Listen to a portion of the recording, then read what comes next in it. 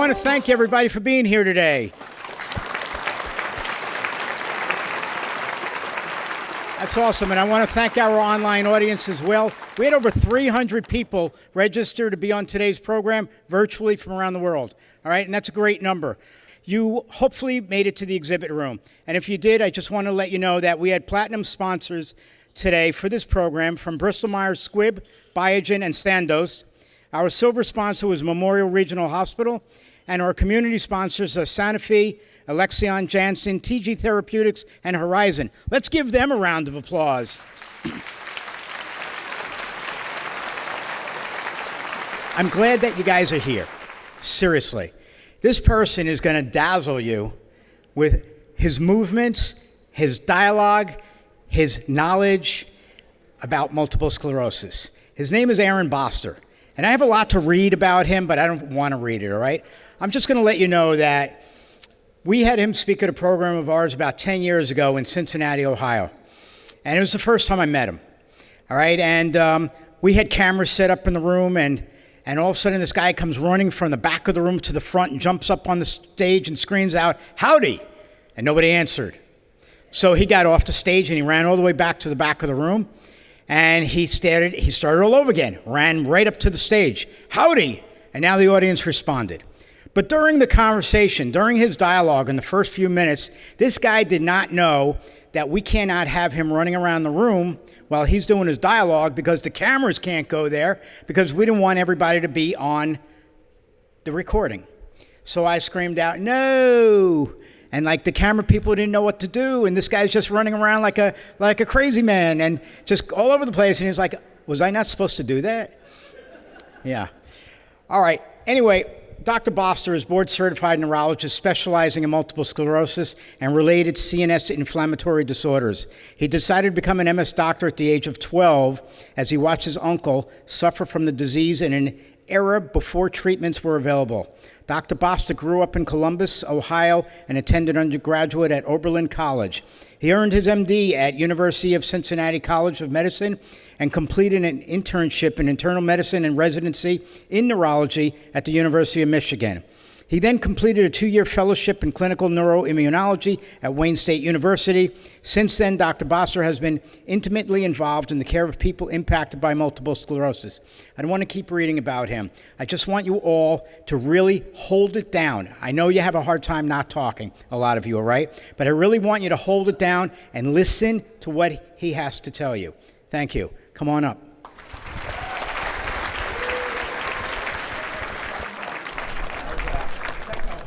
Howdy. Howdy. Darn it, you guys did great. I am unbelievably thrilled to be here with you today. And before we get started, those of you that feel like standing, stand up with me. Those of you that don't feel like standing, go ahead and put your arms up in the air. Let's just take a quick second and get our yayas out and stretch a little bit. This has been a fantastic tour de force of information. And I am so honored that I got to fly down here to talk with you today. Please feel free to have a seat if you like. My name is Aaron Boster. I'm an MS neurologist from sunny Columbus, Ohio. I'm lying to you, it is not sunny in Columbus, Ohio. And today I'm really excited to talk to you about how to live your very best life despite having MS. Does that sound like an okay way to spend the next half an hour of your life talking about how to live your very best life despite having MS? Now, Stuart wanted me to make some slides, so I did. And this is my first slide. And very frequently, I am asked in clinic, "Hey, Dr. Boster, when are we going to have a cure for MS? Dr. B, do we have a cure? When are we going to have a cure for MS?" And very humbly, I stand in front of you. I don't think we'll probably cure this condition during my lifetime. Now, I'm not saying that to be a Debbie Downer. I'm just being honest with you that the field of neuroimmunology is kind of young. We are still discovering parts of the nervous system and immune system that we literally didn't know existed, right? And we're just now starting to be able to do things in the innate immune response that we've never been able to do ever. And I don't think that with our fledgling understanding of the immune system, we're probably going to cure this condition in my lifetime. Now, I would love to be wrong, and if I'm wrong, please call me and laugh, and I'll laugh with you. I'll be delighted. But I want to shift our attention to something that we can do today. right now. We don't have to wait. We don't have to pray. We don't have to hope. We can make MS boring today, 2022, right now. You guys familiar with the autoimmune condition diabetes? Show of hands, you've heard of diabetes before. Did you know that diabetes used to be a death sentence? Did you know that? People with diabetes died because they went into renal failure. It was a death sentence. You don't even know that your girlfriend has diabetes unless you happen to have chocolate cake at lunch. And then she gets out her little insulin pen and says, honey, what are you doing? Oh, I'm just giving myself my insulin. Right? Now, I'm not saying it's easy to have diabetes, on the contrary, but if you work hard, you can make it boring. You can live a very full life, a long life, with diabetes. And in 2022, we can do that with multiple sclerosis, and that is exactly what I flew down here to talk to you about today. All right, so let's talk about how we live our best life despite having MS. It starts with goal setting. Do you have paper and pencil near you? Some of you do. If you don't, you're allowed to use the electronic version of paper and pencil. That's what the kids do these days. I'll tell my kid to take a note and he whips out his phone. Okay? So I want you to get out a paper and pencil, or I want you to get out the electronic equivalent. Please, if you don't mind, I want you to get out paper and pencil. And I want you to write down, I'm being serious, I really want you to write down right now 3 to 5 long-term life goals. That take a second, I'm being serious. I want you to think about it for a moment. Just jot down 3 long-term life goals. I'll go first. I, Aaron, have a life goal. I want to learn to be happier. Like me, Aaron Boster, I want to learn how to cultivate happiness in my life. That's a goal of mine that I haven't always had in my life, and that's a goal of mine that I have long-term. I want to learn to live a happy life. That's one thing that I want to accomplish, Aaron. Second thing that I want to do long-term, I started this clinic called the Boster Center for MS. I opened up 2 days before the governor of Ohio saw fit to close the state of Ohio because of this global viral pandemic. And it's been a heck of a ride. I'm very, very proud of my team up in Columbus, Ohio, and I want to see the Boster Center flourish. I want to see more families impacted by MS cared for at our center, and I really hope to be able to bring our brand of MS neurology out to more people. So that's a life goal of mine. That's something else that I'm really excited about doing. What's a third life goal for me? Involves my kids. I've got 15-year-olds. Please pray for me. And I want to try to help them be the best, most functional adults that I can. And I want to teach them how to be happy as well. So those are my life goals, right? And I wrote them down this morning as I was getting ready to talk to you guys. Show of hands if you actually did what I asked. Thank you. Now, I want you to take that, I want you to fold it, I want you to put it in your pocket. I don't want you to throw it out, I want you to keep it, all right? Now, in clinic, this is an exercise that I do with every family as I start to onboard a new family with multiple sclerosis. The very first visit, the first thing we have to do together is we have to set goals. Do you know why? Why do I ask people that? It's because I know how to beat up MS. It's my life's work. I know how to beat up MS. I don't know why. You have to tell me why we're fighting. You have to tell me, why are we fighting? I want to know that. And in fact, when I see a family in clinic, we review what you write down and I put it in the chart. And I throw it in your face. If you tell me that you want to climb Monte Picchu and then you won't do physical therapy 3 years later, I will ask you in front of your wife how the hey you're going to climb a mountain if you refuse to do physical therapy. I want you to keep that piece of paper that you wrote down today, and I want the future you to be able to look back on it and think about it. Is that fair? Is that a fair request? We have to start with life goals to center ourselves for what we're trying to accomplish in the setting of MS. I think that's only fair. Now, I tell my patients, in exchange for you sharing your life goals, I'll share with you what I would like the MS goals to be. What are the MS goals? It's a target that I shoot for called NEDA. NEDA, no evidence of disease activity. NEDA, or if you're Spanish speaking, nada, no apparent disease activity. That's a joke. And NEDA is a target that I shoot for when I'm helping someone live their best life despite having MS. It means the target is no attacks. The goal is that you don't have MS attacks. That's the goal. That's the target. None. Zero. Zilch. The target is that your MRI on your brain, there's no new spots.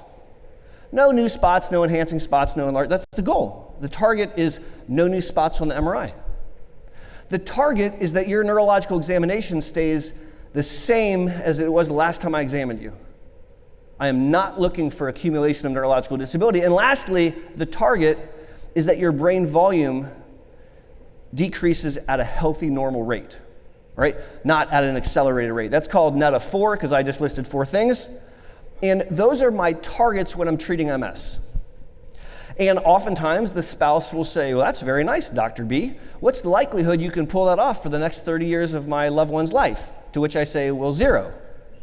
And then they start to collect their stuff. They say, honey, let's leave. This guy's really weird. I say, no, don't leave yet. It's a target. It reminds me of March Madness, right? So some of you are familiar with the basketballs, right? And the March Madness, and everyone gets terribly excited because there's this big tournament. Now, I imagine that at the beginning of March Madness, 64 different groups, 64 different coaches get together with each of their teams, and they get together and they say, boys, because I imagine that's the way coaches talk. I've never had one, but boys, it's our year. This year, we're going to win national championships. If you're a coach and you don't talk like that, tell me later. So if you think about it, if 64 coaches are telling 64 groups of young men they're all going to win national championships, does that make 63 coaches liars? Are they lying because they're not all going to win national championships? No, they're not lying. No, they're not. What they're doing is they're actually saying, gentlemen, we will conduct ourselves as champions. We will sleep. We will study. We will practice. We will eat. We will dress as champions, and then we're going to see how it shakes out. Now, I imagine if they play their first game and they lose, they don't fire the coach yet. Unless you're in Ohio. They don't disband the team, right? What do? They do a root cause analysis. They say, you need to pass over to you more often. You need to stand here. You need to go in the back. And then they rearrange things, and they go back out and they play a second game. The reason I like NETA, no evidence of disease activity, as our treatment target is it's not highfalutin. You don't need to be a neuroimmunologist to understand it. If you have an attack, that's not okay. Think about it, guys. If you're on birth control and you get pregnant, it didn't work. If you're taking MS medicine and you're taking it the way you're supposed to and you have an attack, that's not okay. That's bad. If you're taking MS medicine and you have new spots on your MRI, something ain't right. That's not okay. If we're seeing worsening on your exam, if you're pulling away from the litmus test of life, we're not doing okay. So I like NETA because it's not highfalutin and you can tell me whether it's happening or not. The other reason I like it is it allows us to have an open, honest conversation about what's going on, and it allows us to identify when something's not right and make a change. I'll tell you about a really cool study done at a small school you've probably never heard of called Harvard, where they looked at about 127 people that had multiple sclerosis in their clinic, and if they could hold them in NETA for 2 years, the predictive value that their exam stays the same 7 years later was about 85%. Yeah, you can say, wow, that's really impressive. So my point is, we need to set goals if we're going to live our best life despite having MS. I appreciate those of you that wrote down your life goals, and I hope that you keep it in your pocket. I hope that you share it with your loved ones. And we have to start things off by sharing the goals of treatment. Let me see if I can do this correctly. I'm going to talk to you about being 5 for 5 in your fight against MS. That's how we're going to live your best life despite having MS. We're going to be 5 for 5 in our fight against MS. Just 5 things we need you to do. Thing number 1, don't smoke stuff. Right? Smoking doubles the likelihood of developing MS. Show of hands if you did not know that before coming in here today. Did you not know that smoking doubles the likelihood to develop MS? That is a terrifying statistic. Now, I've never met a parent that says, smoke up, Johnny! But if you have kids, they're at slight increased risk of having MS because mom or dad has MS. If they smoke, they double that risk. That's a big deal. So as a public service announcement and as a parent, I want everybody to know that. Maybe more importantly, if you have MS and you smoke, you speed up your disease by about 50%. Allow me to repeat. If you have MS and you smoke, you speed up your disease by 50%. Am I standing in judgment of you? No, you're an adult. You want to smoke, smoke. But I feel ethically obligated to make sure you know that it's very hard to live your very best life despite having MS if you're smoking because it speeds it up. Is that fair? Now, adults are adults, and I tell all my patients, if you want to smoke, smoke. We can talk all about it. How are you smoking? I'm smoking great, doc. But if you want help quitting, I really, really want to help you. If you would like to make your healthcare provider so happy they don't know what to do with themselves, volunteer that you would like help not smoking. That's like my love language. Like, I just freak out. I'm so terribly excited when that happens. Now, notice that the slide says don't smoke stuff. Why did I say don't smoke? Well, because of ganja. I mean, medical cannabis, right? So I am a medical marijuana recommender in the great state of Ohio, but I don't want you to take the carbon base, I don't want you to light it on fire and then suck in the smoke, because that's super, super pro-inflammatory, just like with tobacco. It's pro-inflammatory for your lungs, it's also pro-inflammatory for your blood vessels and for your brain, the holiest of holy, the supercomputer that runs your body. And so if you are going to do something like medical cannabis, I want you to do like an edible or a tincture or something like that. I don't want you to smoke stuff. And the reality is that the conversation goes well beyond smoking stuff. Here's a stark truth, which we only learned about 7 years ago.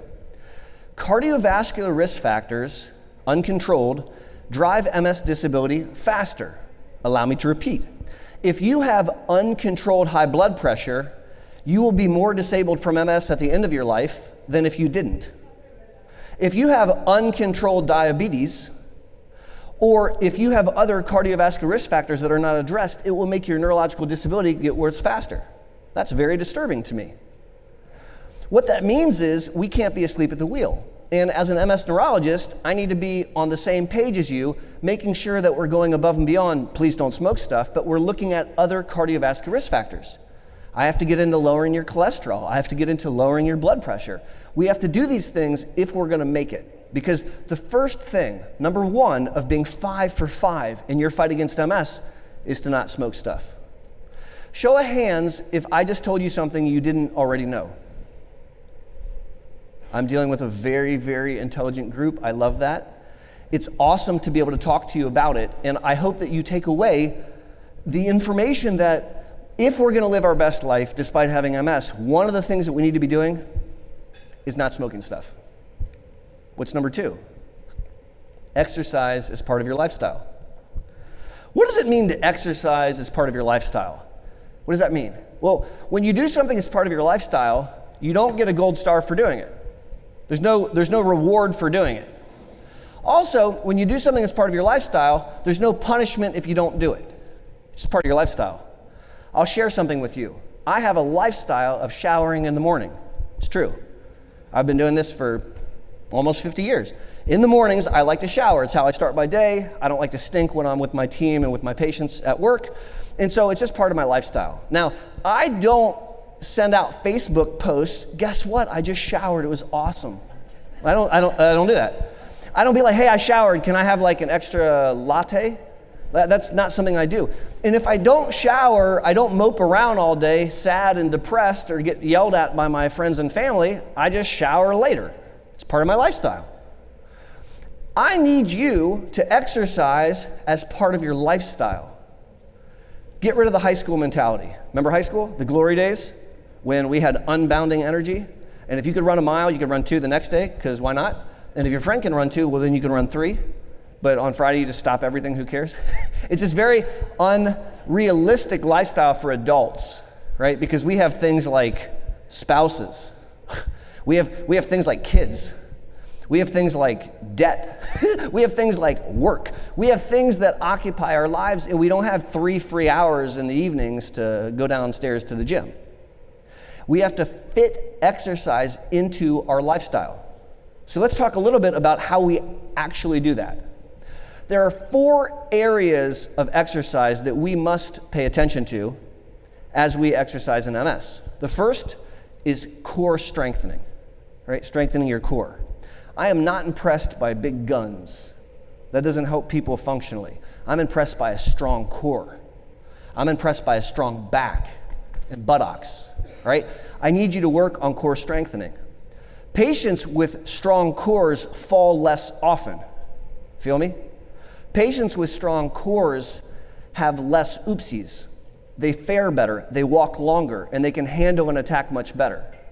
So as we're thinking about exercise, we need to do something to engage your center and to make it stronger. We'll talk about how we do that in a second. The second thing we want to think about is cardiovascular endurance, right? Because you want to live a long time, you want to have a good ticker and lungs that are in shape. And so cardiovascular endurance is a second aspect of exercise that we must consider. The third is balance. Balance is an aspect of exercise that we must embrace to live our best lives despite having MS. Falling down is not okay. Falling down and shattering a hip is a devastating event that you, in some cases, don't recover from. Balance is very, very important. And the last thing is limb flexibility. Limb flexibility is very important in the setting of MS. So as we're gaming out how to live your best life, as we're thinking about options for exercising as part of your lifestyle, I want you to be thinking about, what am I doing? Does it involve core strengthening? Does it involve cardiovascular endurance? Am I doing something to help my balance? What about my flexibility? So let's talk about some options for doing that in the real world, all right? Because none of us are probably going to join the circus tomorrow, right? None of us are going to join an MMA gym and start training twice a day in jiu-jitsu. It's unlikely, all right? But what could we do? Well, for example, if you're ambulatory, you can walk. Walking is a fantastic form of exercise. Walking engages muscles of the core. Walking helps cardiovascular endurance. Walking is my preferred way that I exercise. I have a gorgeous dog, the love of my life, and she and I go out for a walk a couple times on the weekends. We do it almost every night. It's a great way for me to exercise. Am I hoofing it? Am I sweating? Am I panting? No. Does it help me? Yeah, a whole bunch. Walking is awesome. Now, what else could we be doing? Water. Water is magic in the setting of multiple sclerosis. It's magic. Because if you're in the water and you're overheated, it wicks the heat away from you. So heat sensitivity, not a problem. If you are off balance and you fall to the right, water pushes back to the left. Spasticity is diminished in the water. And if you have a weak leg, maybe it's so weak that you can't stand on it on land, you weigh a fraction of what you weigh when you're in the water. Throw a life jacket on, you can do things you can't do on land. I want to tell you a very quick story about a gentleman that I had the honor of caring for. Before that, he was my algebra teacher in high school. And I met him after I was done with my training, and he became my patient. He had primary progressive MS. Very tall gentleman. I'm talking like, and I'm tall, but I mean, this guy's really tall, like 6'7", like a big guy. And this is in an era before there were therapies for primary progressive MS. And he was using a walker, and it was becoming harder and harder, and he was starting to fall, and his family had gotten him a scooter, and he confided in me that he didn't want to sit in the scooter. So we hatched a plan. There's a YMCA near where he lives. We got him a throwaway walker and a life jacket, and he went to the pool 3 to 4 days a week, got into the water with a life jacket, and walked with his walker in the water. He came to my office about 3 months later, and my MA said, Dr. B, he's not going to do his walk unless you come out the hallway. So I came out the hallway, and there he is, all 6'7" of himself, and he says, young man, are you ready? I said, yes, sir. He picked up the walker, and he walked 25 feet unassisted. That was my patient. That's not ethereal. That's not make-believe. I saw that with my own eyes. And he didn't do it because of some fancy-pants drug I gave him. He did that by sheer force of will, by exercise, by walking in the water day after day. Now, that gentleman eventually progressed in his disability, and he eventually had to sit down in a chair, and he's since passed. But I will never, ever forget that. He did something remarkable, and you can do something remarkable too through exercise. Quickly, what are some other things that you can do? Today we had an amazing presentation about yoga. Yoga is phenomenal. Balance, flexibility, core strengthening. It's giving you many, many, many different aspects.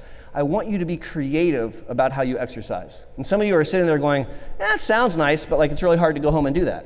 You're right, it is. I struggle too. I challenge you to spend 30 minutes doing some form of exercise on the weekend. I'm giving you from Friday evening until Sunday evening to spend 30 minutes doing something. And I challenge you that there isn't a 30-minute block during those weekend days that you couldn't stick in a little bit of exercise. I then challenge you to find one opportunity to exercise. 30 minutes is all I'm asking for, sometime during your work week. That's it. Now, is that enough? No. Is that a great place to start? Heck yeah, it is. It's a fantastic place to start. And if you want to live your best life despite having MS, we need to not smoke stuff. And I need you to exercise as part of your lifestyle. Number 3, I need you to eat smart. I'm an allopathically trained neurologist. In English, that means that I'm an MD, and I wasn't taught nearly anything about nutrition, quite literally. The training that we had in nutrition was inadequate. And so I've had to do a lot of learning and reading to up my game after the fact. The truth is, what you eat impacts your body and it impacts your disease big time.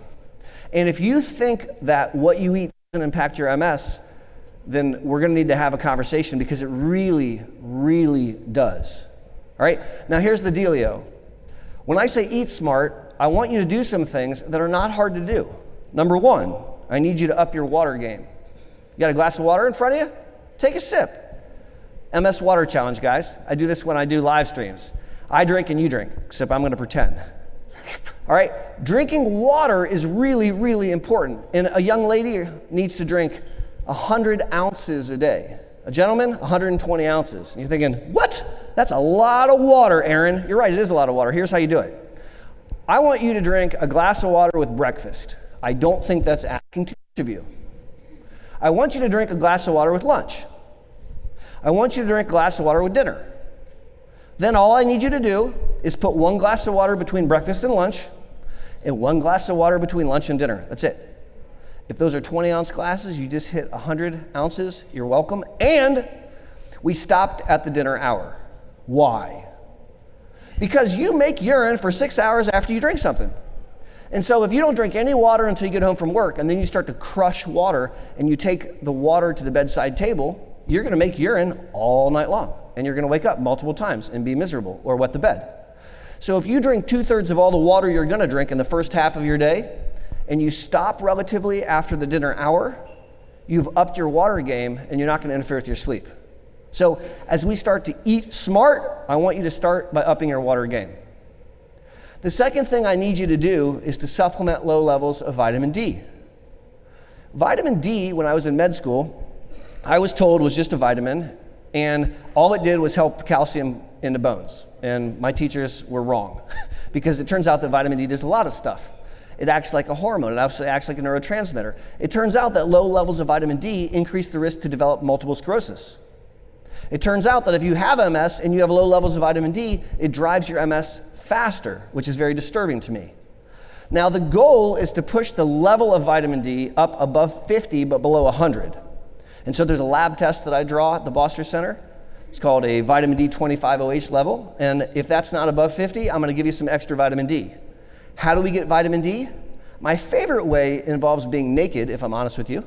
Yes, I just said that. If you go outside shirtless or in a halter top for 15 minutes in full sun, you will absorb 5,000 international units of D3 for free, which is phenomenal and completely unrealistic in Ohio, where you would freeze to death. Now, down here, you might be able to do that. And if your neighbor sees you, they should write you a thank you letter. But my point is, that's one way that you can get vitamin D. A second way to get vitamin D that does not involve being naked is to take a supplement, right? I like to give people D3 because D3, in my opinion, is better absorbed in the human body compared to D2. And we can give you, I typically give Ohioans about 5,000 international units daily, and then I'll check a level in a couple months. Sometimes that's not enough, and we have to give them really high doses. But the point is, as we work to live our best life despite having MS, as we improve aspects like not smoking and exercising, as we start to eat smart, we have to go beyond just the water, and I want you to up your vitamin D game. Now, my next recommendation as it relates to diet is wicked hard. I'm going to be honest with you, it's super hard to do. It's probably the biggest change that you could make in your life to improve outcome. One thing. What is it, Aaron? Thank you for asking. It's to avoid processed foods, right? Avoid sugar-laden foods. Avoid fried foods. Avoid diet foods. Avoid fast foods. You're like, well, what is there to eat? So I'm talking about eating real food, whole food, single ingredient food. The dinner plate should have ingredients like chicken, broccoli, apple, milk. Those are ingredients that I can get behind. If you grab a food item and it's wrapped in saran wrap or plastic and on the back are a bunch of ingredients and you can't pronounce the words, guess what? That's not food. That's a chemical, and you shouldn't eat that. Now, it's hard to do that because the American diet is amongst the very worst quality diets in the entire world. It's very embarrassing. And the American diet doesn't have a lot of healthy options in it. If you take my advice, it's going to change how you shop, because you can't shop in the middle of the grocery store. That's not food. All that stuff will preserve forever. Food should rot. Where do you find food in the grocery store? Only on the outside. I can go on for quite some time and talk to you about protein. I can talk to you about fiber. I can talk to you about supplements. But I'm going to stop there. I'm simply going to share with you that if you want to live your best life despite having MS, you have to eat smart. And there's a lot that goes into that. That's a really, really important aspect of MS that, if I'm blunt with you, I ignored for too many years. All right, now I said it's 5 for 5, but we've only done 3, and I have to catch a flight. So let's go on to number 4, the daily practice of mindfulness. What the hey is mindfulness, Aaron? Well, mindfulness is being in the present moment without judgment. It's being in the now, not telling yourself a movie in your mind about what might happen if you don't get something done in time and how much trouble you get into, and you're telling yourself a movie in your mind about something in the future. Mindfulness is being in the present moment without prejudice. It's not reminiscing and lamenting about something that you missed in the past and letting it chew you up and constantly thinking about it. It's being in the present moment, being fully in the present moment. And in the United States of America, we are not encouraged to be mindful. On the contrary, we are congratulated if you can drive a car, eat a sandwich, and talk on the cell phone all at the same time, right? Because then you're like super efficient, and that's like really smart of you. It takes us away from ourselves, right? Spending 5 minutes a day being mindful is transformative. It really, really is. If you're having sex and thinking about tomorrow, you're not being mindful. You're not. You're not in the present moment. Come on now. Get with the program. Let's talk about how we can be mindful. All right? So I'll share with you something that I've started to do since the beginning of the pandemic. It's called shower meditation. Yes, I'm a weirdo. All right? Remember how I told you that I like to shower as part of my lifestyle? Well, I added something to it. So in the morning, I shower. And then when I'm all done showering, I get in my tub and I sit cross-legged like this under the water, and I close my eyes and I just sit there and I breathe. And what happens is really interesting. All these things start flooding into my head. What did you miss in clinic yesterday? Why didn't you finish your clinic notes? Did you see the research patient long enough? Did you answer their questions? Why didn't you help your son with his homework? And then I start to think about the day. Oh my gosh, I got to get to work. I've got a patient that's coming in. They're traveling from a really far distance. I got to make sure that I'm ready. And I've learned I don't need to have that conversation with myself in the shower. I just let it all kind of go away. I think about it, I let it go away. Something else comes in, I let it go away. I just sit there and I breathe. And after a couple minutes, I'm just breathing. And I become aware of the water. And I become aware of the way it feels. And I can hear the different sounds in the shower. And I just do that for like 5 minutes. That's it. And then I stand up, and I'll tell you something. It's awesome. I stand up, I'm ready to conquer my day. It like energizes me. It's the weirdest thing. I actually look forward to showering now, not because I love being clean so much, but I really, really want to sit down and meditate. It's just 5 minutes, and it's changed my life. There's other ways to be mindful, right? Another way to be mindful is something I like to call mindful meals. What's a mindful meal? Turn off the TV, pretty please. Don't let the kids bring their cell phone to the table. Turn the radio off. It's dinner time. Spend 5 minutes being appreciative that you get to eat food. Spend 5 minutes commenting on what somebody gave you to eat and how lucky you are and how good it smells. Seriously.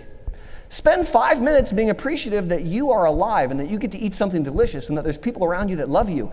Spend just 5 minutes doing that. Then turn all the other peripherals back on.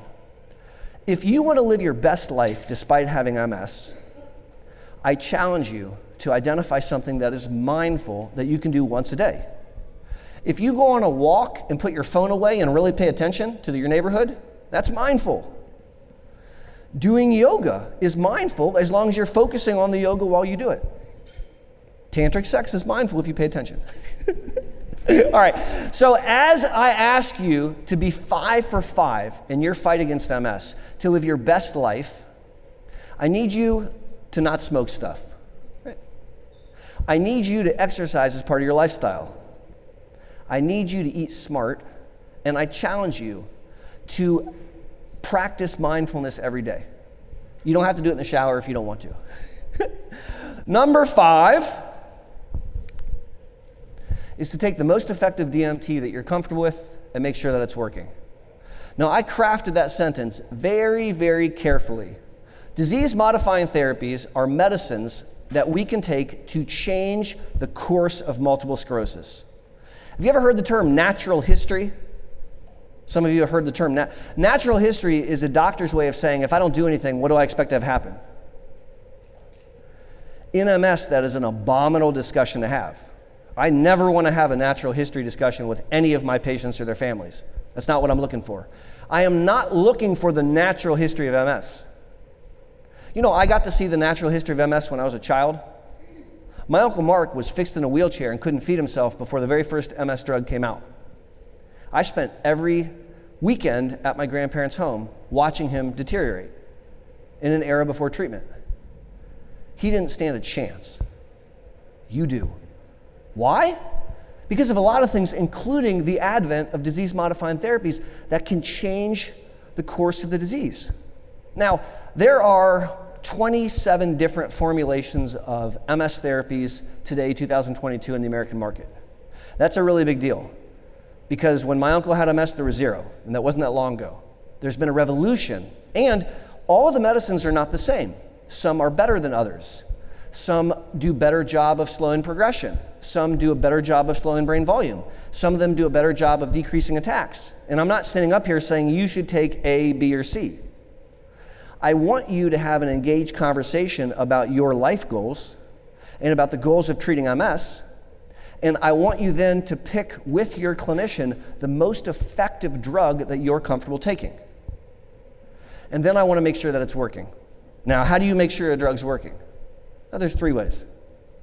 The first way is the litmus test of life.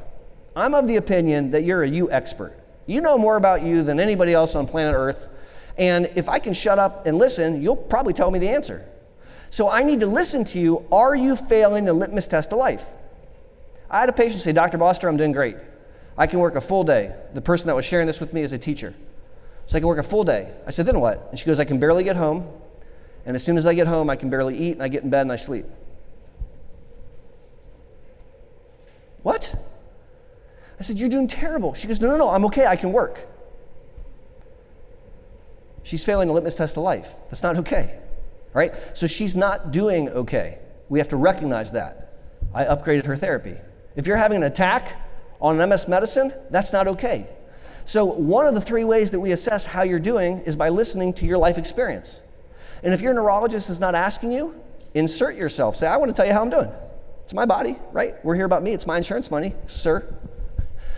The second way that we assess if a drug is working is by structural assessment, MRI.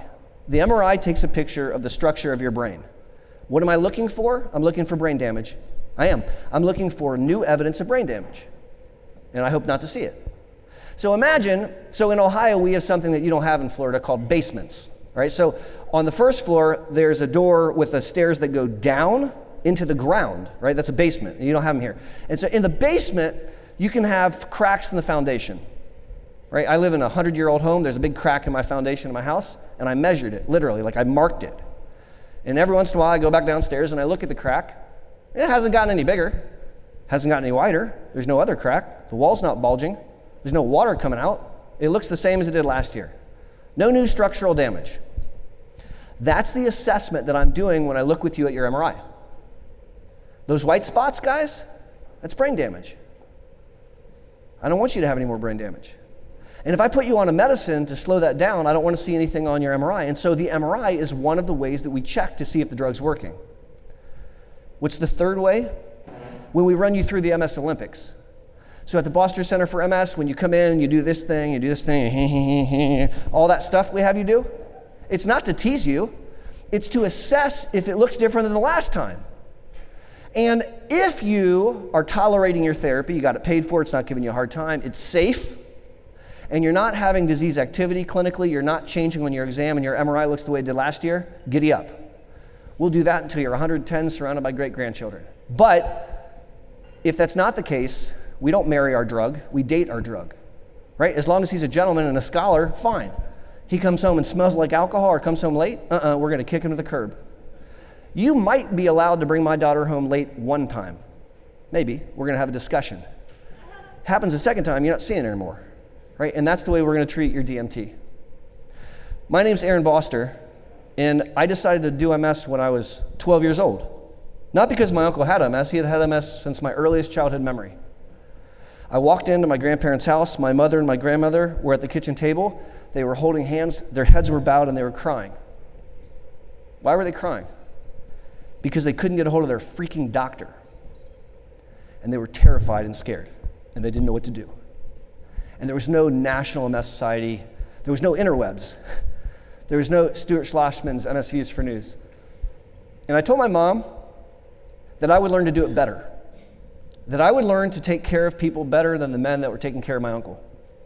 And I've been very mission-driven ever since then. I was the weirdo in high school that said I'm going to be an MS doc. It's a source of pride that I can stand before you today, and I want to thank you for your attention. I want you to leave here thinking about those life goals that you were kind enough to write down. I want you to leave here asking yourself how you're going to live your best life despite having something you don't want. And I'm going to encourage you to be 5 for 5 in your fight. God bless you all. Good night. Thank you.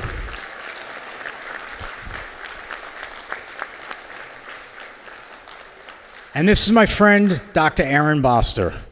Way to go. Thank you. All right, we have a lot of questions. See? Let's do it up. All right, I'm going to take some from the audience first, and then we will go to what's been written in from online, and we'll go back and forth for a little while. So, can plaques disappear? Like fade away or Yep. So her be question gone? is, can plaques disappear? So the word plaque or lesion or spot is something we see on the MRI. So when the neurologist puts up your scan and points to a white spot, that's a plaque or a lesion, right? And those plaques or lesions can get bigger and they can get smaller. Now, generally speaking, they don't go away. Generally speaking, they kind of sit there. Sometimes they can resolve if you caught it really early when it was very inflamed. As the swelling goes away, the spot can go away. And so sometimes you'll get a scan and say, oh, one went away, but that's not very common. Now, this is even more confusing. I have a friend named Robert Zavadanoff, and he's a world-renowned neuroimager, and he's done some really cool studies demonstrating that in folks with MS who are a bit older and have had MS for a little while, they can have shrinking lesions, which actually is not good for them. And that's a different situation. Because as we age, our brains get smaller, and so everything, including the lesions, gets smaller. For the sake of our conversation, I want us to conceptually think of a white spot as being bad, and if you have it, it's generally not going to go bye-bye. That was a great question. Thank you. Just a couple of comments. I appreciate your presentation, and I also want to thank you and Stuart and his team for the virtual during the COVID. They were excellent. Thank you. And the third comment is, you had spoken about your booster center. Boster, I'm sorry. Don't be sorry.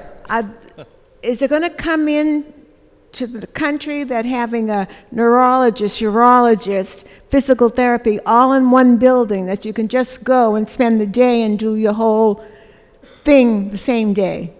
So, first of all, let's take a moment and reflect on what she just said. We are in this community together. We're all in the same community. And we just went through something that hasn't happened in over 118 years. All right? We're still dealing with a global viral pandemic.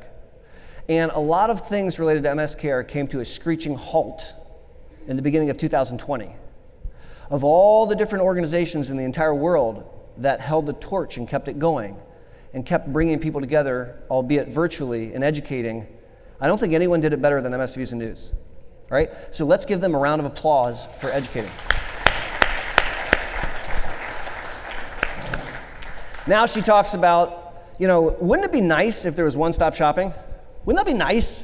If you could just go like to one place and then have all the things done? And you're right, it would be nice. And I try really, really hard to batch things together. I'll give you an example.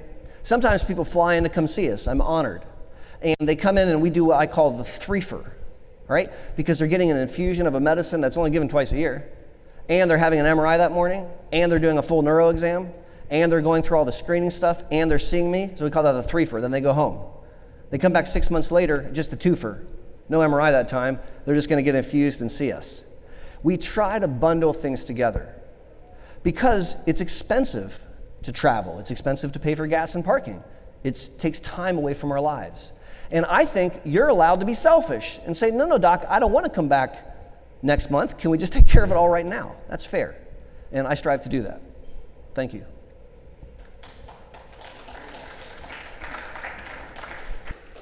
Thank you. By the way, for those that live in Miami, you do have that one-stop shop. You could go down to the University of Miami MS Center that's down there. That is truly a one-stop shop. And I believe that Memorial Health here in Broward, you can do everything there the same day too. Okay, Maria? Are you familiar, are patients are comfortable with utilizing DHA vitamins? Do you feel that it will help them? Is it beneficial for the? So that's a great question. And so the question is about vitamins, all right? And I'm not going to speak specifically about that kind of vitamin. I'm just going to make a more general comment about supplements and multiple sclerosis, okay? So if you have a perfect diet, you don't need any supplements. And I'll be very honest with you, I don't know anybody that has a perfect diet, myself included. And so there are typically supplements that I recommend that my patients consider. For example, I really like my patients to take a multivitamin, right? Because if you don't get all the things you need and eat all the different colored vegetables and stuff, at least that way I know you got enough magnesium and you got enough of the electrolytes and all that kind of stuff. So I really like a multivitamin. I also want people to take vitamin D3. As I talked about earlier, it's really important to push that vitamin D level up. I want my patients, in addition to that, to take a probiotic. Many people with MS have difficulty with bowel function. They either have got to run to the bathroom, can't make it in time, or it's an act of Congress to move their bowels once a week, or sometimes both, and probiotics pulls them to the center. And so that can really, really help. And lastly, I want my patients to take an omega-3 fatty acid because there's some really good evidence about how that can help in MS. Now I can go on for a while and talk about supplements for a year and a half, but my point is nutrition matters. If you can't get a gram per kilogram of body weight of protein in every day, I'm going to recommend a protein supplement so you can up your game. If you can't get 25 grams of fiber by eating a tremendous amount of broccoli, I'm going to recommend a supplement. So I do think that there's an absolute important role of supplementation in MS. Thank you for asking the question. Thank you. Thank you, doctor. I wanted to get some tips how to be able to help significant others. Although they follow all the rules that you are saying, pretty much, they still get in a bad mood and they change their mood constantly. How can we help? That's a great question. Can we give her a round of applause for asking that question? That's a team member. First thing is, that person in your life does not get to have MS by themselves. They don't get to have MS by themselves. It's not an option. You have it with them, right? You don't have MS by yourself, guys. You have it with your village. I want you to have the biggest village possible. I want to be a village member, right? So the first thing is that person with MS who's trying to live their best life has to recognize that you have the disease with them. I have a hashtag we have MS. That's why. Because we do this together as a team, as a village. Now, the second thing I want to point out as it relates to this is marital bliss, as it might be, is there's a very disturbing study that was done. It was a big survey called Versus MS. It was done like 5 some years ago, maybe even longer now. I'm getting old. And in this study, they asked 1,000 people with MS to answer a bunch of questions. and then 500 care partners. 500 care partners. Now, did you hear the word I used? Did I say caregiver? No, I didn't say caregiver. Why did I say caregiver? Because caregivers is not what you are. You're not a caregiver, you're a care partner. It's a two-way street, right? Caregivers deliver care. That is not the relationship that you have. You're a care partner. And so I think words matter. And when we did this study where you had 1,000 people with MS and 500 care partners, something very disturbing came to the surface. Most of the people with MS were terrified about progression of their disease, and they refused to tell their spouse because they were scared of upsetting them. Most of the care partners were terrified that their loved one was getting worse, and they didn't want to say anything because they were scared to upset them. Now, these two people are laying naked in bed next to each other, and they're not talking about that. So how can you help? You can say, we need to have a talk. I am terrified that you're going to fall and break your arm. I am terrified that we're not going to be able to do the things that we said we were going to do when we stood up and got married 20 years ago. I'm scared for you.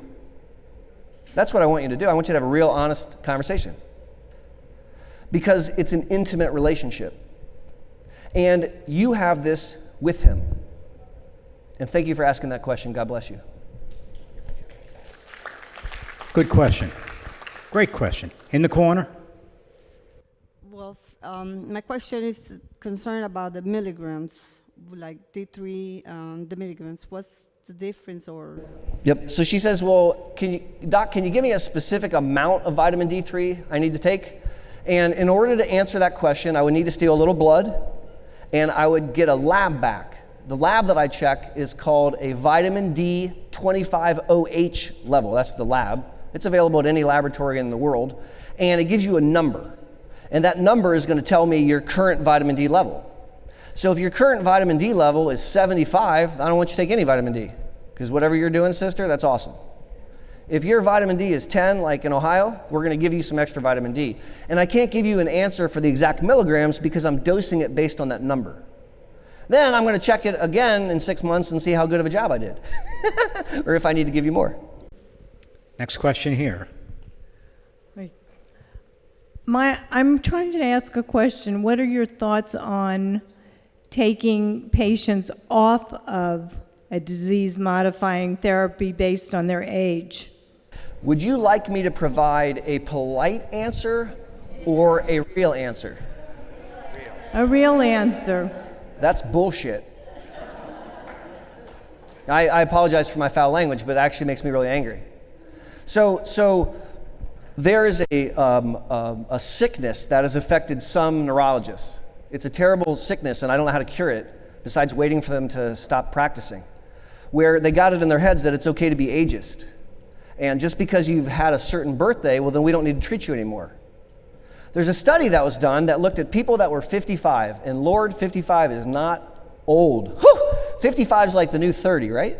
But they looked at these 55-year-olds, and the rules were no disease activity for 5 years.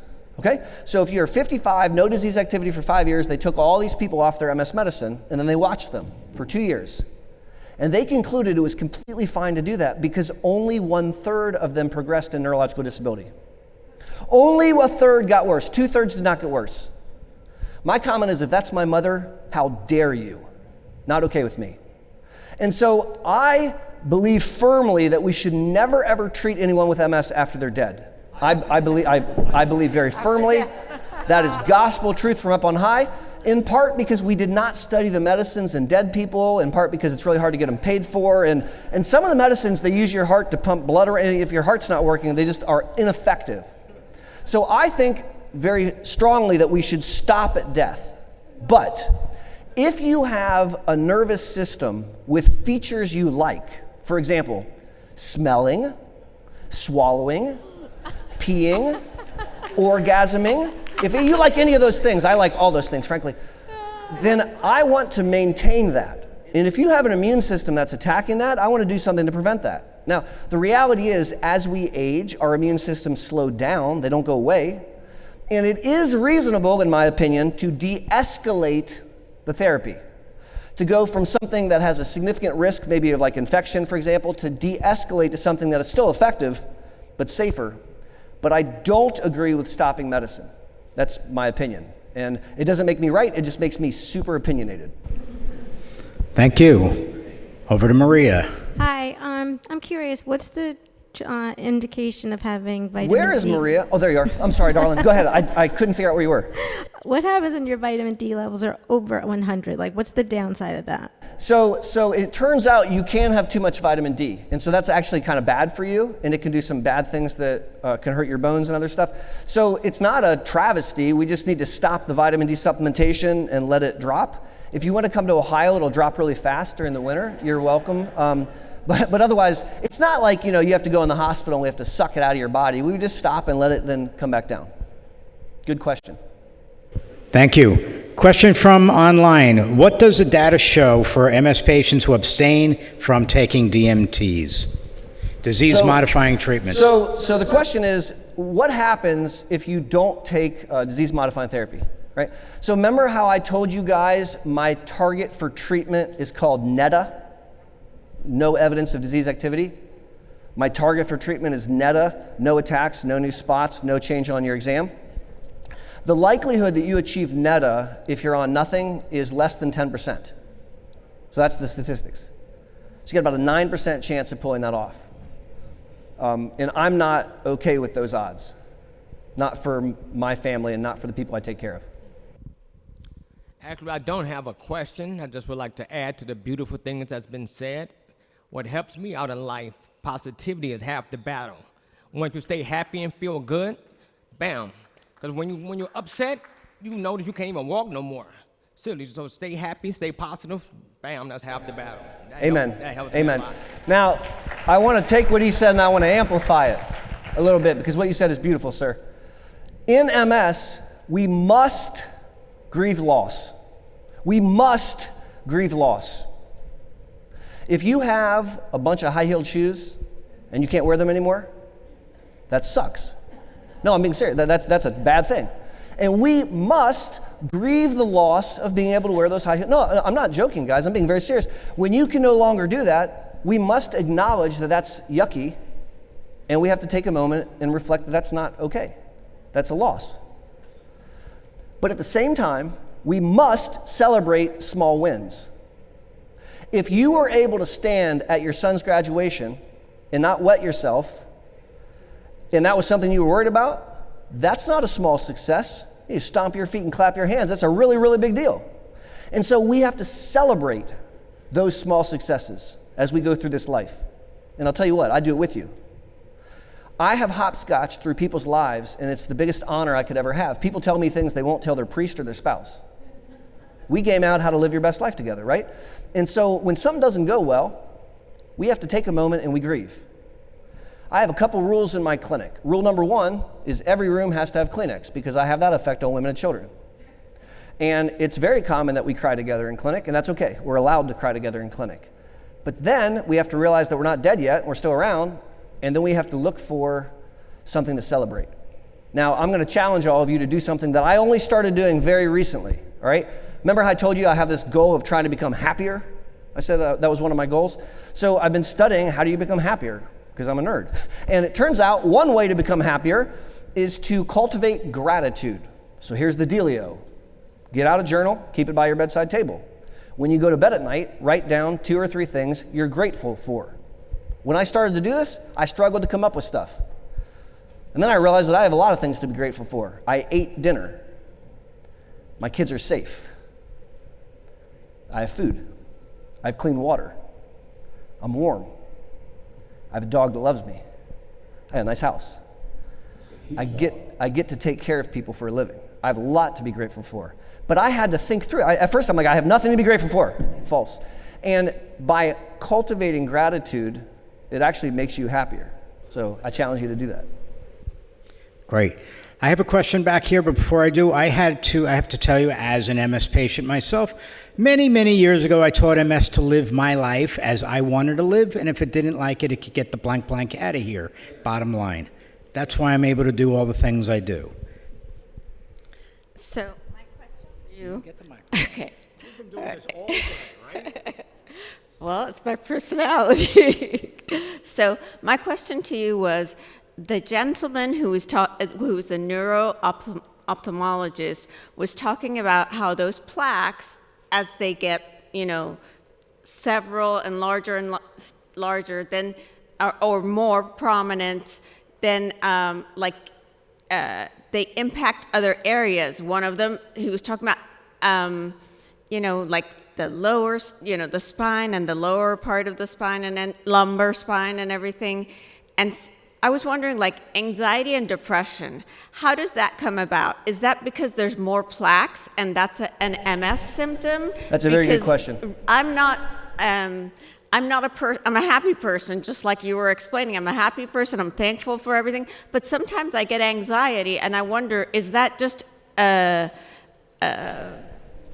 Yep, so her question is outstanding. Exactly, a cause of MS that's making me anxious? So people impacted by MS are twice as likely to experience depression compared to the general population. Allow me to repeat. People impacted by MS are twice as likely to experience depression compared to the general population. People with MS are twice as likely to experience anxiety compared to the general population. People with MS are twice as likely to experience anxiety compared to the general population. I'm going to tell you something scary. People with MS are 6 times more likely to attempt suicide than the general population. It's very serious. And so we have to tackle mood head on. There isn't an MS neurologist on earth that doesn't manage mood. We have to. Now, her question is very wise. Yes, it's the pathology of MS that increases the risk of depression. We actually have studied this, and there's parts of the front of your head that can be affected by MS, which can cause an increased risk of depression. And the character of the disease is such that it can make you depressed. When you wake up in the morning, many people with MS tell me the first thing they do is they open one eye to see if it works. Then they open another eye, then they move one limb, and they move another limb, and they make sure everything's working, and then they start their day. Not knowing whether all those faculties will be working when you wake up is stressful at minimum and can breed anxiety and depression. But guess what? Depression and anxiety are really easy to treat. Really easy to treat. We beat up on it all day. All you need to do is bring it to the attention of your provider. Say, hey, I'm really struggling with mood, and let them help you, because there's lots of help for it. Absolutely. Great question, thank you. Thank you very much. Next, how do you reverse mobility progression? So, words matter. So the question is, how do you reverse progression of disability? And there was the question about mobility. And it is a very complex question that depends on too many variables for me to provide a succinct answer. There are times when we can improve neurological function. It's what my son and I like to do. We run up the down escalator. All right, there are times when you can do that. I'll give you an example. I have patients that MS is such that they're really spastic, right? So their leg draws up like this, and they can't get it to relax, right? Because it's stiff, and they can't walk as a result. And so I bring them in the center, and my nurse practitioner has a 3rd-degree black belt in Botox, and bam, bam, bam, bam, bam, and it can move again. Or we put in a baclofen pump, and it can move again. And that person regains some freedom of mobility. Not because we reversed multiple sclerosis and did a brain transplant, but because we managed a chronic symptom successfully. So there are situations we can do that. Thank you. I have a question that probably concerns more about shared decision making. How do neurologists adapt or care for a patient when that patient makes or wants a decision or decides on a medication that their neurologist does not agree with them? Yep, so we have to first, so the question is, what happens when the patient doesn't want to do what I think they should do? I think that's kind of the question, right? So a couple things we have to put out right away. Number one, it's an intimate relationship, right? It's an intimate relationship. We're gaming out how to live your best life. We're getting into the nitty gritty of like not peeing your pants and like all kinds of really, really important stuff. It's private, it's personal, it's intimate. But I'm not in charge. I'm not in charge. It's your body. It's your brain. It's your insurance money, right? I'm your helper. You're the you expert. And so the way I think about it is this. You know more about you than anyone else on earth. I read things you didn't read. Now, that doesn't make me better than you. It just means I read stuff you didn't read. It doesn't make me smarter than you either. It just means I read stuff you didn't read. So I take all that stuff they made me read, and you take all the stuff you know about you, and boy, together, we are a team. We're a team, together. Because together, we can combat nearly anything. Now, I'm allowed to tell you that I'm nervous or scared, because we have that kind of relationship. It's an intimate relationship. I'm allowed to tell you that I disagree with you, and you're allowed to say, thanks for sharing, doc, right? Because it's your body. I'll give you an example, smoking. I don't think it's smart to smoke if you have MS because it speeds up MS, right? I have patients that smoke. I promise you they know I think it's a problem, and we have an agreement. I'm allowed to ask them how they're smoking, and they're allowed to say, I'm smoking great, and I'm allowed to remind them that it speeds up their MS, and they're allowed to say, I don't care. And if they ever want help, the rule is they have to ask me for help before I bring it up. Because if I bring it up and they ask for help, that doesn't count. Those are my rules. And I go to bed at night and sleep because I leave nothing on the table. What do I mean by that? It doesn't mean people always do what I want them to do, but I don't leave anything back. I lay it all out. If you don't want to do something, it's despite my best efforts. And if you end up disabled, it's despite everything I know how to do, or that we know how to do. That's the only way I can go to bed at night. I take care of 1,500 families, and I do this with them. And the way that I can live with myself is I don't stop trying. A long time ago, a surgeon tried to make a disparaging comment about me. I was in the elevator, and he goes, oh, you're a neurologist. Huh, audiose and diagnose. And I said, I think we can do a lot more than that now, sir. And he said, well, you're kind of like a flea, he says to me. What do you mean I'm a flea? He goes, you're the last thing to jump off a dying dog. And I said, you are damn right. That is exactly right, because I'm not going to quit. I don't have a relationship like a surgeon does where they make you go to sleep and take out your liver and sew you back up and then they don't see you anymore. I do this with you. And so the only way I know how to do it is to try really hard. And if you don't want to do something, you don't have to. You're the expert. It's your body. But I'm going to sleep at night because I didn't leave that off the option. Great. Thank you. Last question, and this is one that's brought up to us many times at educational programs, and that is that, I got to try to get this straight for you, is that if a person is on government insurance, you know where I'm going, if a person is on government insurance, how do they get the benefits that those that have private insurance can get from the pharmaceutical companies who give out prescription assistance to only those who are on private insurance? Yeah. So we practice neurology. All of us in this room participate in a certain kind of healthcare, right? We are all participating in our American healthcare system, which is not perfect by a long stretch. And there are some weird things about that system. So our government provides a form of insurance. And then you also can have private insurance through an employer. And the rules of engagement are different if you have government insurance as compared to private insurance. If you have private insurance and the insurance product says covers like 80% of a medicine, that leaves the human being with 20%, which is a really large number. And if you have private insurance, the manufacturer is allowed to help you. But the government refuses to allow the manufacturer to help you if you have government insurance, which seems kind of weird or backwards, but the government has not yet asked my opinion. I don't know if you can call me if you want government, but there is a way to address this, all right? It's called getting a secondary. So if you have a government insurance product like Medicare, that will cover 80% of almost everything, and it leaves you with 20%. It's worth it to purchase a secondary insurance product to cover that 20%. And so November is when we do our enrollment, and I think it's extremely valuable to spend the money to get a secondary insurance to cover that gap. I think we're completed. So, does anybody like what Dr. Boster spoke about? Plus, I just want to again thank all the supporters who I mentioned earlier. I'm not going to say all their names again.